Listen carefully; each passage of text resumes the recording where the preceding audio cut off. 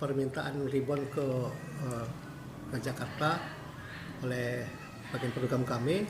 Jadi insya Allah nanti kalau memang sudah nyampe ribbon itu, pelayan ke masyarakat insya Allah bisa lancar kembali itu. Karena belangko ini kan sudah ada belangko TV walaupun sedikit, tapi nanti kebutuhan tuh nanti kita harapkan siapa yang datang ini kita layani.